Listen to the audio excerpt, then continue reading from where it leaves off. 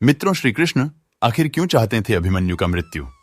जिस चक्रव्यूह में अभिमन्यु का अंत हो गया, वह चक्रव्यूह बनता कैसे और इसे कैसे तोड़ा जा सकता है?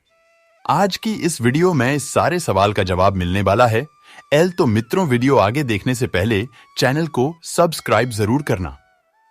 मित्रों, महाभारत में भगवान श्री कृष्ण की नीति के चलते अर्जुन के पुत्र अभिमन्यु को चक्रव्यूह को भेदने का आदेश दिया गया।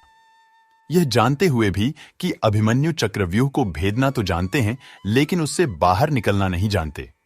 बता दें कि अभिमन्यु जब सुभद्रा के गर्भ में थे, तभी चक्रव्यूह को भेदना सीख गए थे, लेकिन बाद में उन्होंने चक्रव्यूह से बाहर निकलने की शिक्षा कभी नहीं ली। अभिमन्यु अर्जुन और सुभद्रा के पुत्र व श्री कृष्ण के भांजे थे। पहला सवाल, चक्रव्यूह क्या होता है? मित्रों, युद्ध को लड़ने के लिए पक्ष या विपक्ष अपने हिसाब से व्यूह रचना करते हैं। व्यूह रचना का अर्थ है कि किस तरह सैनिकों को सामने खड़ा किया जाए। आसमान से देखने पर यह व्यूह रचना दिखाई देती है। जैसे क्रॉंच व्यूह हो, अगर क्रॉंच पक्षी की तरह आसमान से खड़े होकर देखा जाए तो सैनिक खड़े हुए दिखाई देंगे। इस चक्रव्यूह को देखने पर इसमें अंदर जाने का रास्ता तो नजर आता है, लेकिन बाहर निकलने का रास्ता नजर नहीं आता। ऐसा माना जाता है कि चक्रव्यूह की रचना द्रोण ने की थी। इस व्यूह को घूमते हुए चक्के की शक्ल में बनाया जाता था, जैसे आपने स्पाइरल को घूमते हुए देखा होगा।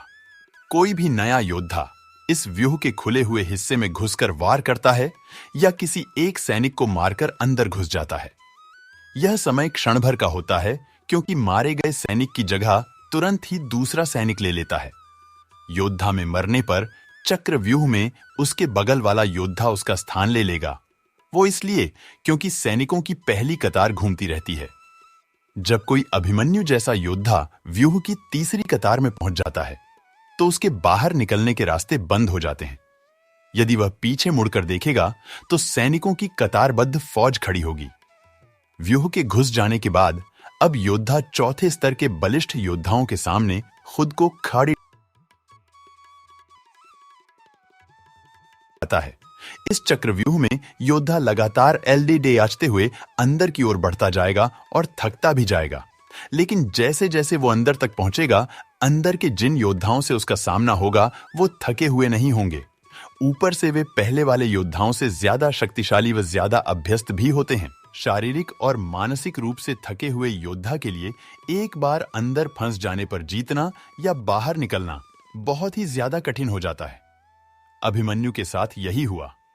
दूसरा सवाल, चक्रव्यूह को कैसे तोड़ते हैं? मित्रों, इसे तोड़ने के लिए योद्धा देखता है कि बाहर की ओर योद्धाओं का घनत्व कम कितना है और अंदर के योद्धाओं का घनत्व कितना है। इस घनत्व को बराबर या कम करने के लिए यह जरूरी होता है कि बाहर की ओर खड़े अधिक से अधिक योद्धाओं को मारा जाए। इससे व्यूह को घुमाते चलाते रखने के लिए अधिक से अधिक योद्धाओं को अंदर से बाहर धकेलना होता है, जिससे अंदर की तरफ योद्धाओं कम हो जाते हैं। इस व्यूह रचना में योद्धाओं के स्थान परिवर्तन से ये पूरा घूम जाता है। निश्चित ही एक कुशल योद्धा को यह भी मालूम होता है कि घूमते हुए चक्रव्यूह में एक खाली स्थान भी आता है, जहां से निकला भी जा सकता है। वह अपने बल से हर कतार के एक एक योद्धाओं को मारते हुए बाहर निकल सकता है। तीसरा सवाल, श्री कृष्ण क्यों चाहते थे अभिमन्यु की मौत? मित्रों, अभिमन्यु के चक्रव्यूह में जाने के बाद उन्हें चारों ओर से घेरा गया, जिसके बाद उनकी जयद्रथ सहित 7 योद्धाओं ने निर्मम तरीके से उनकी हत्या कर दी, जो कि इस युद्ध के नियमों के विरुद्ध था। कहा जाता है कि श्री कृष्ण यही चाहते थे। जब कोई नियम एक बार एक पक्ष से तोड़ दिया जाता है, तो दूसरे पक्ष को भी इसे तोड़ने का मौका मिलता है।